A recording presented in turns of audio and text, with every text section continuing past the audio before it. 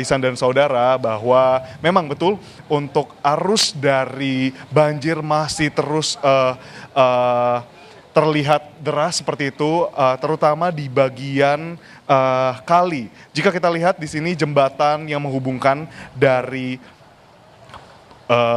Villa Nusa Indah menuju ke Pondok Gede Permai di sini menjadi akses utama dari para warga untuk melewati dan melintas. Ini memang banjirnya bahkan mencapai hingga 2 meter. Dari pandangan mata kami, dan kami belum bisa masuk ke dalam karena memang situasinya belum kondusif dan aman untuk kami lihat lebih lanjut masuk ke dalam perumahan Villa Nusa Indah. Memang kalau dari pandangan itu sudah mencapai 2 meter, dan sampai sekarang evakuasi yang dilakukan masih terus bergulir, bukan hanya dilakukan oleh satuan BPBD dari Kota Bekasi sendiri, namun juga tadi kami melihat beberapa ada mobil bantuan dari luar Kota Bekasi, di antaranya ada dari Jakarta, dan juga tadi kami sempat berbicara dengan beberapa masyarakat di sini, beberapa di antaranya bahkan secara swadaya bagi kantor atau maupun bagi tempat pekerjaan mereka yang kira-kira memiliki alat bantuan, alat perlindungan APD seperti itu yang bisa dikerahkan dan diberikan bantuannya untuk mengevakuasi korban, itu masih dilakukan.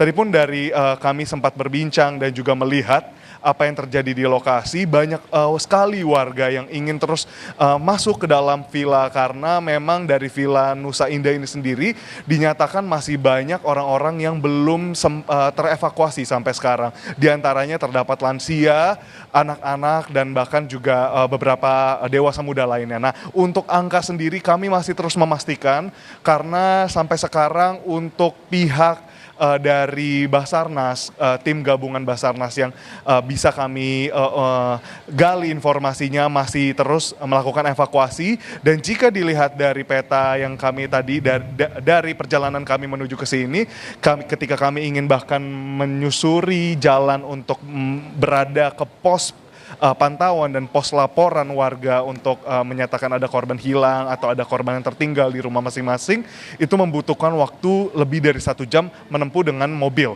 Berbeda jika dengan motor, waktunya harusnya lebih singkat, namun itulah juga yang menjadi kendala di sini, Ihsan dan saudara, bahwa adanya kendala akses yang begitu berarti, karena memang akses yang dapat dilihat di layar kaca Anda, saudara, memang akses utama dari warga di Villa Nusa Indah untuk memobilisasi, bergerak, dan keluar masuk dari perumahan Villa Nusa Indah ini sendiri.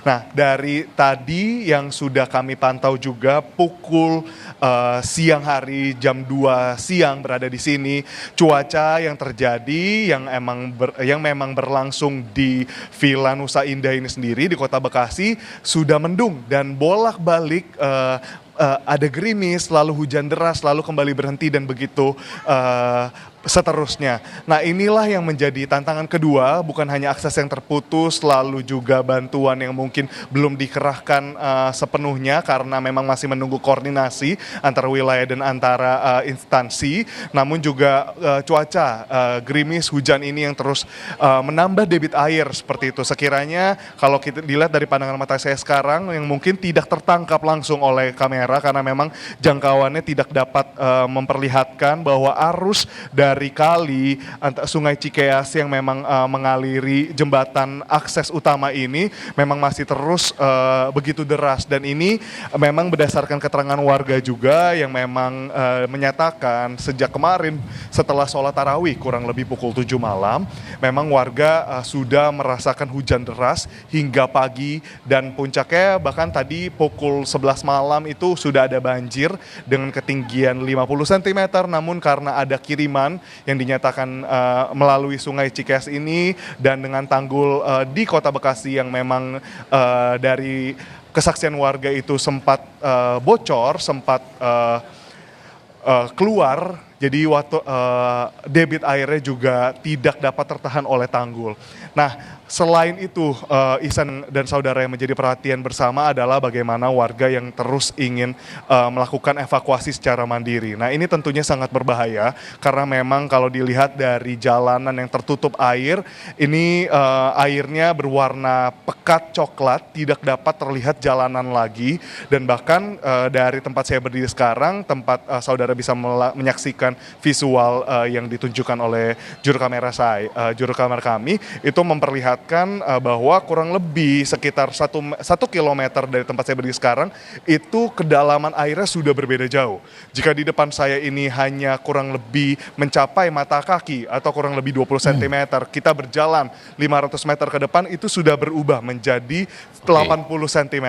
Berjalan kembali 500 meter sudah menjadi kurang lebih sampai leher, dan bahkan sampai 150 cm. Nah, inilah juga yang menjadi perhatian supaya bantuan dapat dikirimkan segera. Harapannya dari tim gabungan dapat membantu warga yang masih harus dievakuasi. Ihsan. Baik, terima kasih Edwin Zan melaporkan langsung dari kawasan Jati Asih, Bekasi, Jawa Barat. Kami akan nantikan informasi terkini dari Anda.